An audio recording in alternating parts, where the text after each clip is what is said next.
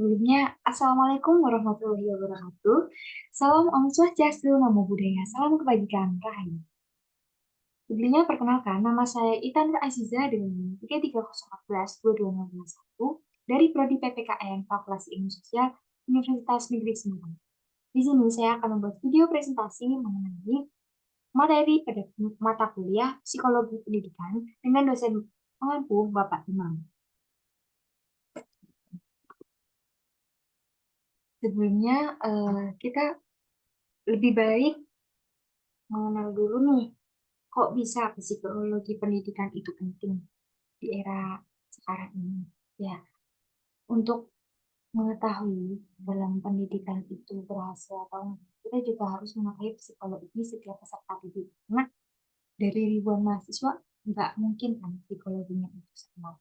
Nah, mungkin ini bisa menjelaskan ya terkait gimana sih itu psikologi pendidikan, terutama dalam pembelajaran yang metodenya itu berbeda-beda, yaitu ada psikologi pembelajaran online dan teknologi.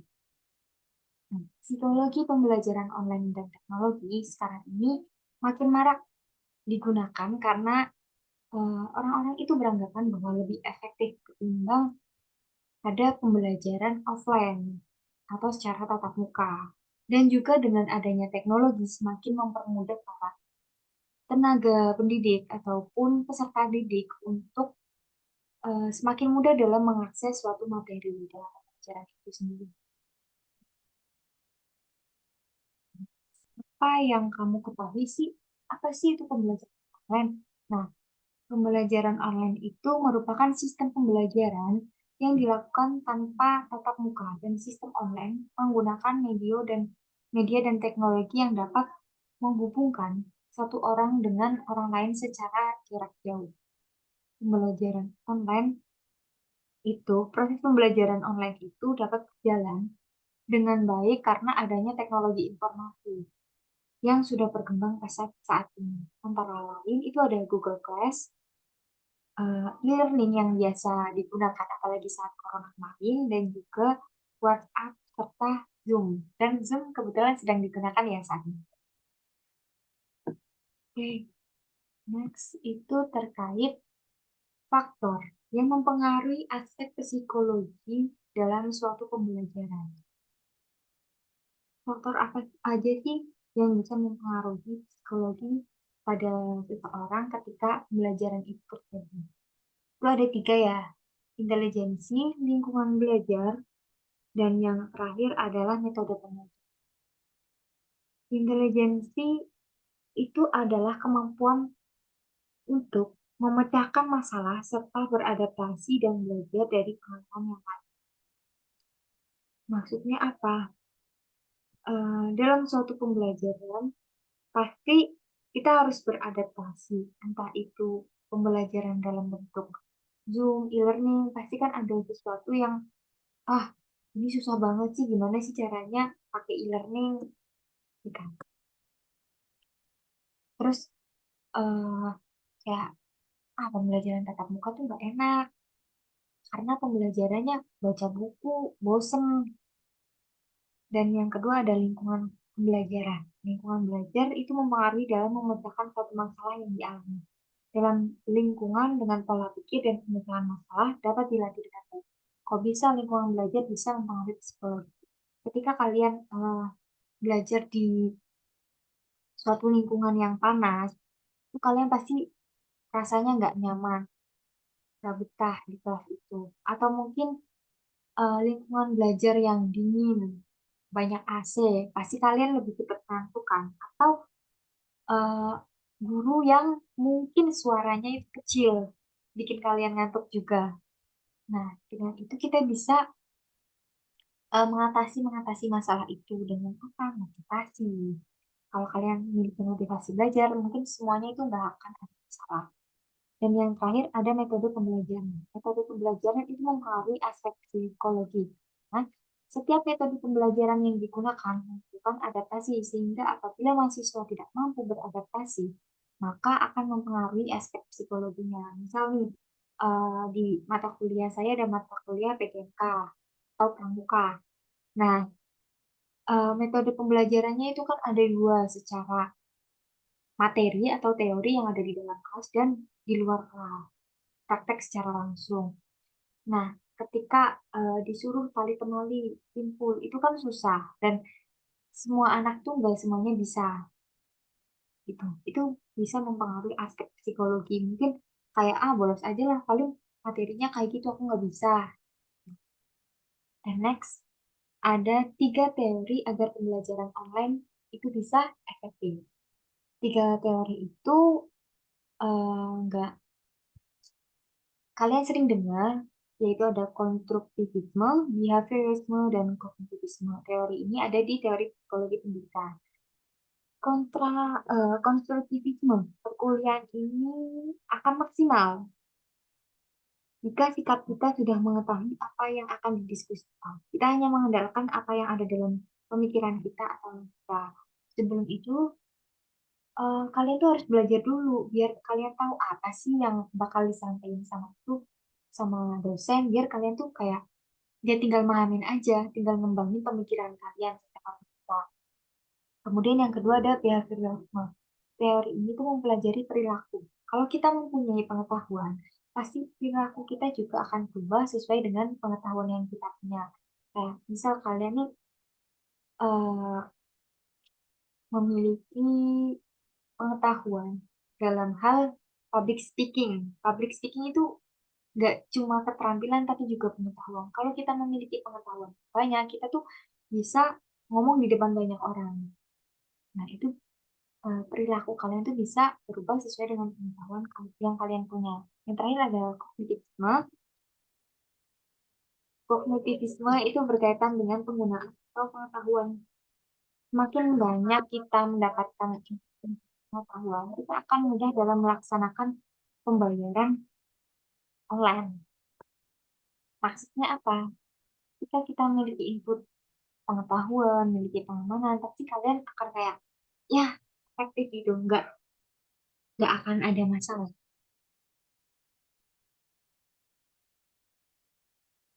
Kemudian di dalam psikologi pendidikan itu sendiri itu ada dua hal yang digunakan atau yang ditonjolkan itu internet pedagogi dan yang kedua ada mindful.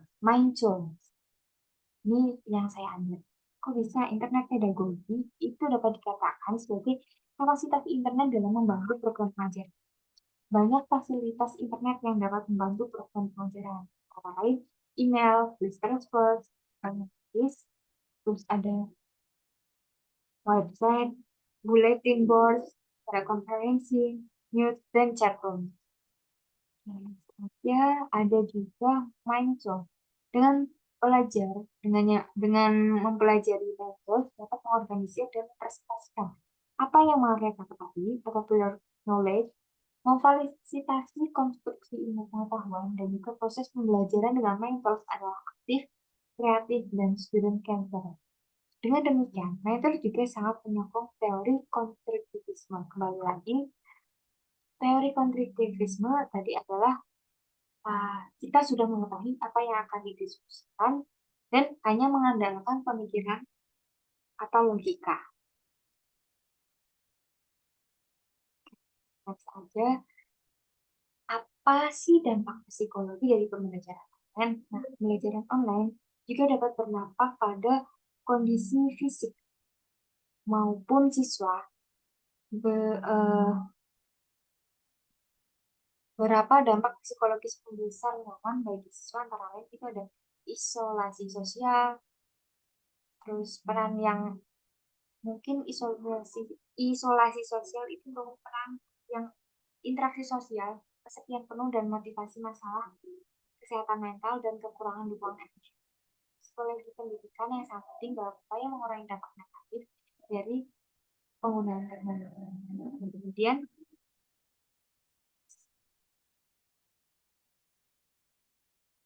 apa sih itu dampak positif ataupun dampak negatif dari psikologi pendidikan? Nah, yang pertama dampak positif dulu ya. Dengan adanya eh, Pembelajaran secara online dan teknologi itu pembelajaran lebih fleksibel dan santai. Kemudian penyampaian informasi lebih cepat dan dapat langsung diterima oleh mahasiswa. Kadang kita kan menjelaskan belum tentu mahasiswa itu atau siswa memahami. Nah, dengan kita mengajarkan materi, mahasiswa itu bisa mengeksplor diri mereka sendiri terkait materi itu. Jadi akan lebih paham. Jadi yang ketiga ada meningkatkan kemandirian siswa dalam mencari informasi materi belajar. Nah, seperti yang tadi saya bilang, siswa akan mencari informasi yang lebih luas terkait pembelajaran. Jadi tidak hanya berpatok pada materi yang kita pelajari. Yang keempat, ada pembelajaran dapat dilakukan kapan saja dan di mana saja. Dengan kalian, misal Zoom ini kita bisa melakukan di kamar, bisa melakukan di luar ruangan, dan lain-lain. Kemudian ada siswa selain belajar materi pembelajaran juga belajar tentang teknologi. Gimana sih caranya menggunakan teknologi digital untuk belajar? Dan yang terakhir, siswa memiliki waktu lebih banyak untuk istirahat. Nah, dengan online kan kita nggak perlu tuh ke kampus, ke sekolah buat belajar. Jadi di rumah tuh juga bisa sambil rebahan gitu ya. Terus ada dampak negatif. Dampak negatifnya cukup banyak. Ya, seimbangan. Yang pertama melemahnya kekebalan tubuh karena kita sering rebahan, terus kita cari-cari materi sambil tiduran, nggak gerak. Kalau ke kampus kan kita bisa nih jalan gitu. Walaupun cuma beberapa langkah, tapi kan itu bisa mengurangi kadar kalori kita ya. Yang kedua, ada keefektifan dalam belajar itu berkurang karena belum tentu mahasiswa itu ataupun siswa paham apa yang akan kita sampaikan. Dan mungkin kalau yang misal di Zoom tuh off cam, menutup kamera, kan kita nggak tahu mereka tuh lagi apa, apakah ngirim atau enggak. Dan yang ketiga ada interaksi dengan lingkungan juga berkurang. Jadi mungkin bisa jadi akan ansos atau ansos yang tepat, fokus belajar menjadi berkurang dan hal ini menyebabkan prestasinya menurun dari yang sebelumnya. Dengan adanya online, terus kita bisa mencari jawaban online, tes juga secara online, kita juga bisa melakukan kecurangan. Nah, kan jadi kayak menggampangkan gitu. Misal kalau dulu, di zaman dulu kan ujian itu tertulis ya, nggak boleh bawa HP dan lain-lain. Kalau sekarang ujian pakai laptop ataupun HP kan kita bisa mencari tahu jawabannya. Terus yang kelima, anak mudah marah-marah karena menghadapi orang tuanya yang tidak telaten dalam menjelaskan materi yang diberikan ke guru.